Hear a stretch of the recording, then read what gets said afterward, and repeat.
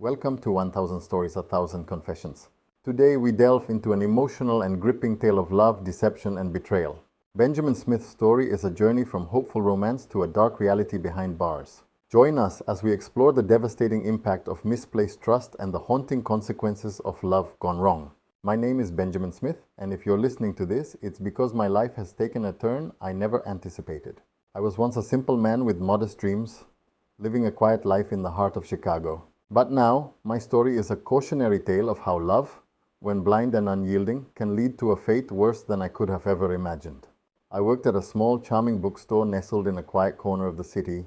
The shop was my sanctuary, a place filled with the comforting scent of old paper and the soothing hum of customers browsing through shelves lined with literature. I led a content but uneventful life, balancing work with evenings spent reading or enjoying the occasional dinner with friends.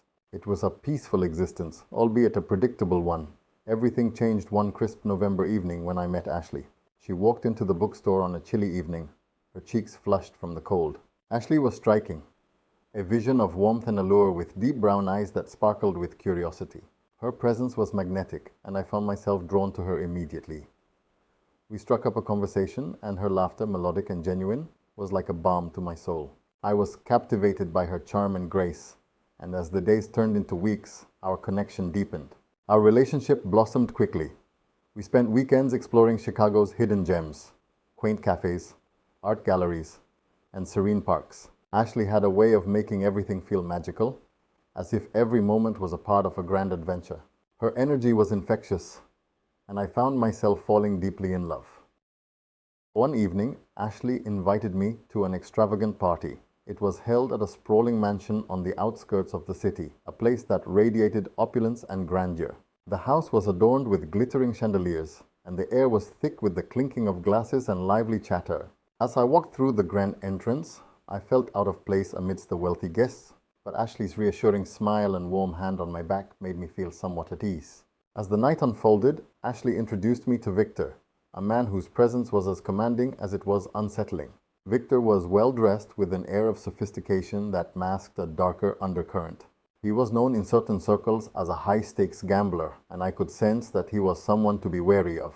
Despite my misgivings, Ashley spoke highly of him, presenting him as a business associate with promising opportunities. The weeks that followed were marked by a growing sense of unease. Ashley's behavior became increasingly erratic.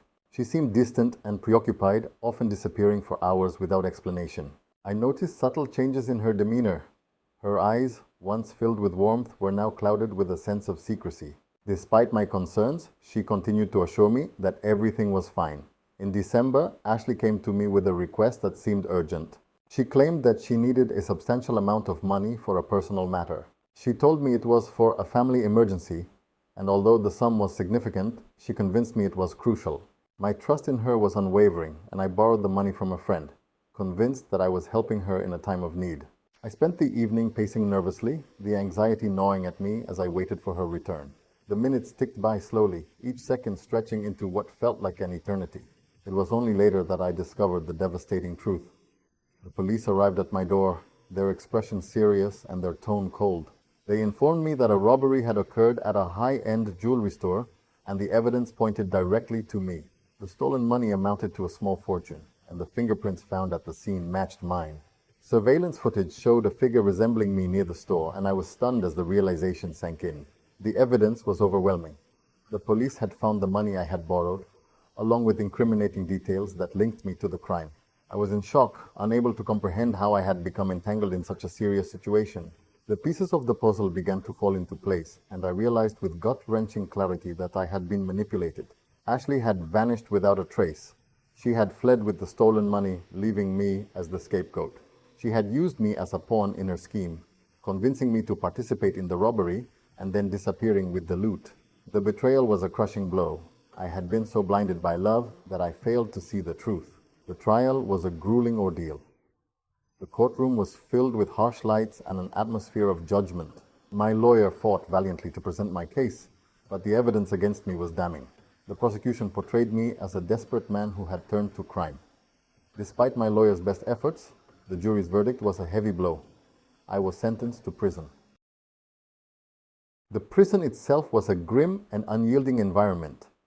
The cell walls were cold and sterile, the only sounds being the clanging of metal doors and the distant murmur of other inmates. The days blended into one another, marked by a monotonous routine and the ever-present sense of confinement. The prison was a harsh contrast to the life I once knew, and the weight of my new reality was a constant burden. One of the most difficult aspects of my imprisonment was the isolation. I was alone with my thoughts, unable to share my story with anyone who truly understood the depth of my betrayal. The love that had once seemed so perfect had become a haunting memory of deception and loss. I have no idea where Ashley is now or what name she is using. Her betrayal has left me with a shattered future and a heart full of regret. In the quiet moments of my confinement, I reflect on the choices that led me here. I think about the signs I missed, the trust I misplaced, and the love that blinded me to the truth. The pain of betrayal is a heavy burden to bear, and the echoes of Ashley's deceit haunt me every day. Thank you for joining us on this emotional journey through Benjamin's story. His experience serves as a somber reminder of how trust can be manipulated and how love, when blind, can lead to devastating consequences. If Benjamin's story has touched you, and if you want to hear more real and emotional tales like his, be sure to subscribe to 1000 Stories, 1000 Confessions. Hit the notification bell so you never miss an episode and become part of a community that values truth and empathy. Your support helps us continue to share these powerful stories. Until next time, stay true to yourself and always question what lies beneath the surface.